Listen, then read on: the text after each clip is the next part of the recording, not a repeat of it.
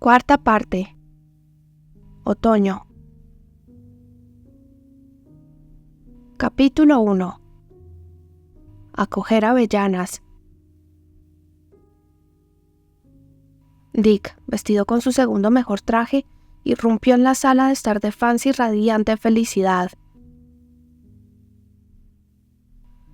Eran las 2 de la tarde del viernes, el día anterior al que ella tenía previsto visitar a su padre, y por alguna razón coincidió con la limpieza de la escuela. Habían dado a los niños la tarde del viernes libre, además del sábado como de costumbre. Fancy, qué casualidad tan oportuna que tengas la mitad del día libre. Lista está coja de la pata delantera izquierda, y como no puedo hacer nada, me he tomado la tarde de vacaciones y he venido a buscarte para que vayamos a coger avellanas. Fancy estaba sentada al lado de la ventana, con el vestido azul en el regazo y unas tijeras en la mano. ¿A coger avellanas? Sí, pero no creo que pueda hasta dentro de una hora más o menos. ¿Por qué no? Es la única tarde libre que quizá podamos pasar juntos en muchas semanas. Por este vestido que me voy a poner el domingo en Yalbury. Me queda tan mal que al final voy a tener que hacerle unos arreglos. Le pedí a la costurera que siguiera un patrón que le di en su día, pero lo hizo a su manera, y ahora parezco un espantajo. ¿Cuánto vas a tardar? Preguntó él, bastante decepcionado. No mucho. Quédate y dame conversación. Anda, cariño. Dick se sentó. La discusión discurrió muy agradablemente, entre tijerazos y puntadas, hasta eso de las 2:30, cuando el joven empezó a darse golpecitos en la punta del pie con una vara que había cortado el seto viniendo de camino. Fancy seguía hablando, pero el descuido con que a veces respondía indicaba a las claras que sus pensamientos estaban puestos principalmente en su regazo, con el vestido azul. El reloj dio las 3. Dick se levantó del asiento, dio un paseo por la sala con las manos en la espalda y examinó todos los muebles. Después tocó unas notas en el armario. Después abrió todos los libros que encontró a mano y después acarició la cabeza de Fancy. Ella seguía cortando y cosiendo. El reloj dio las 4. Dick estaba impaciente. Disimuló los bostezos, contó los nudos de la madera de la mesa, bostezó sin disimular.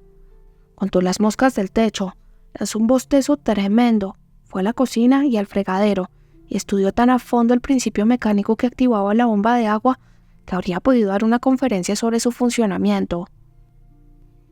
Cuando volvió con Fancy y vio que seguía ocupada, salió al jardín a examinar las coles y las patatas, y se acordó de que siempre le había parecido que tenían un aspecto decididamente femenino.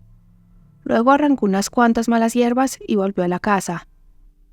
El reloj dio las 5 y los tijerazos y puntadas continuaron. Dick intentó matar una mosca. Mondó la corteza entera de la vara y la tiró al fregadero porque la había destrozado. Produjo unos acordes atroces en el armario y volcó sin querer un jarrón de flores. El agua del jarrón se deslizó sobre la mesa como un riachuelo, goteó en el suelo y formó un lago cuya silueta Dick se empeñó en modificar considerablemente con el pie al cabo de un rato hasta que se pareció a un mapa de Inglaterra y Gales. Oye, Dick, no hacía falta que armaras tanto lío. Supongo que no. Se acercó al vestido azul y lo miró detenidamente. Entonces pareció que se le ocurrió una idea. Fancy. Sí. Creía que habías dicho que ibas a ponerte el vestido gris para el viaje a Yalbury, y también por la noche, cuando esté allí contigo y le pida tu mano a tu padre. Eso es. ¿Y el azul el domingo? Y el azul el domingo. Pero el domingo yo no estaré contigo en Yalbury, cariño. No, pero por la tarde iré a la iglesia de Long Poodle con mi padre. Y ya sabes que allí me mirará mucha gente, y no me ajustaba bien alrededor del cuello. Yo nunca lo he notado, ni creo que nadie lo note. Podría notarlo. Entonces, ¿por qué no te pones el gris también el domingo? Es tan bonito como el azul. La verdad es que podría ponerme el gris, pero no es igual de bueno. No costó ni la mitad que este. Además, sería el mismo que llevaba el sábado. Entonces ponte el de rayas, cariño. Podría ser. O el oscuro. Sí, podría. Pero quiero llevar uno nuevo, uno que no hayan visto. Ya veo, dijo Dick, limando abiertamente el tono cariñoso de su voz con una intención muy llamativa, a la vez que sus pensamientos tomaban el siguiente derrotero. Yo, que soy el hombre al que más quiere en el mundo, según dice, tengo que comprender que mi triste mediodía de vacaciones se haya estropeado porque ella quiere ponerse el domingo un vestido que no tiene la más mínima necesidad de ponerse. En realidad, lo hace solo para que los jóvenes del Long Puros la vean aún más guapa de lo normal, y encima yo no estaría allí. O sea que tienes 3 vestidos que valen para mí, pero ninguno vale la pena para los jóvenes del Long Poodle, dijo. No es eso exactamente, Dick. De todos modos, quiero parecerles guapa. Es la verdad. Pero ya no tardaré mucho. ¿Cuánto? 1/4 de hora. Muy bien. Volveré dentro de 1/4 de hora.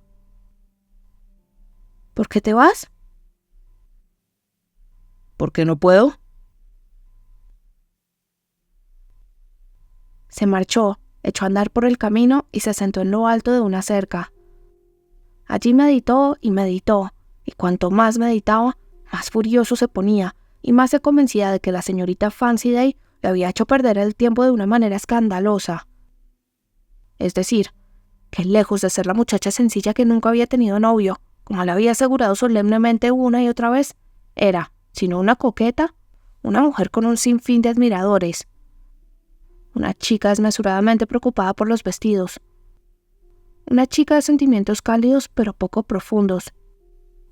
Una chica con un afán excesivo de estar guapa para otros hombres. Lo que más le gusta del mundo, pensó, y su visión se tiñó incipientemente al pesimismo de su padre, es su pelo y su cutis. Lo siguiente que más le gusta son los vestidos y los sombreros. Lo siguiente que más le gusta soy yo. Quizá. Profundamente angustiado por esta deslealtad y esta dureza con su enamorada, aunque dispuesto a perseverar en ellas, le vino a la cabeza un pensamiento terriblemente cruel. No iría a buscarla, tal como había prometido, al cabo de 1/4 de hora. Sí, sería un castigo bien merecido para ella. Aunque ya había perdido la mejor parte de la tarde, iría a coger avellanas como tenía previsto, e iría solo. Saltó la cerca y anduvo unos 4 kilómetros, hasta una senda sinuosa conocida como la Cuesta del Caracol, que subía por un cerro y se adentraba en un avellanal por un agujero como la madriguera de un conejo. Por allí se coló, se perdió entre los matorrales y pronto no quedó más señal de su existencia en la tierra que el rumor ocasional de las fondas y el chasquido de las ranas a su paso en distintos rincones del bosque de Grey. Nunca un hombre recolectó avellanas como Dick esa tarde. Trabajó como un condenado a galeras. Pasó media hora y otra media hora, y allí seguía recogiendo sin tregua. Por fin, cuando ya se había puesto el sol, y los manojos de frutos no se distinguían de las hojas que los alimentaban, se cargó al hombro el saco con casi 12 kilos de los mejores productos del bosque, que le valían de tanto como 12 kilos de piedras. Bajó tranquilamente por la senda forestal, cruzó la carretera y allí cogió el camino de vuelta a casa, silbando a cada paso. Es probable que el señor Dewey nunca tuviera una opinión tan mala de la señorita Fancy Day como aquella tarde, ni antes ni después. En realidad, es incluso posible que unos cuantos vestidos azules más, pensados para los jóvenes del Long Poodle, hubieran podido aclarar definitivamente el cerebro de Dick hasta convertirlo de nuevo en un hombre libre. Pero Venus tenía otros planes para él, al menos de momento. El camino del Cuco, el que había tomado, pasaba por la cresta de un risco afanosamente erguido contra el cielo a unos 50 metros por delante de él. Ahí, contra el vivo revuelto del horizonte, se dibujó entonces una silueta irregular que nuestro muchacho tomó al principio por una rama que sobresalía ligeramente de sus vecinas. Luego le pareció que la forma se movía, y según iba avanzando, ya no le cupo la menor duda de que era un ser vivo sentado en la cuneta, con la cabeza apoyada en una mano.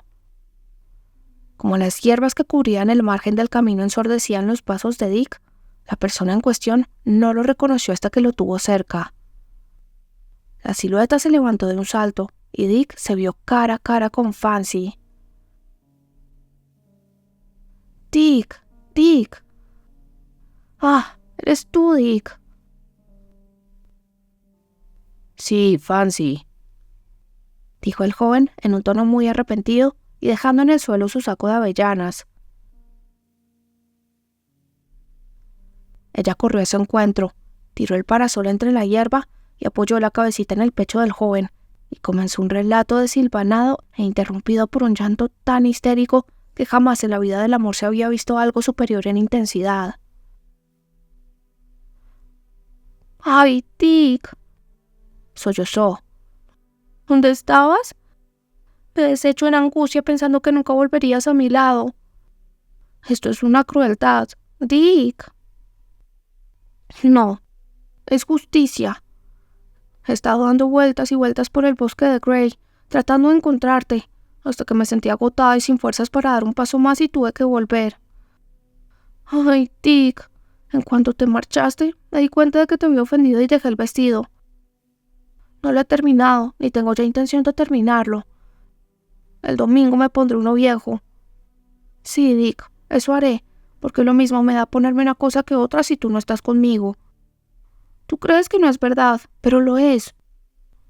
Y salí corriendo detrás de ti, y te vi subir por la cuesta del caracol sin mirar atrás ni una sola vez, y luego te perdí de vista y quise alcanzarte, pero estaba demasiado lejos. No te imaginas las ganas que tenía de talar todos los matorrales para ver tu silueta querida. Y entonces empecé a llamarte, pero nadie contestaba, y no me atreví a gritar demasiado por miedo a que alguien me oyese. Luego eché a andar sin rumbo fijo, torturada de dolor, Dick.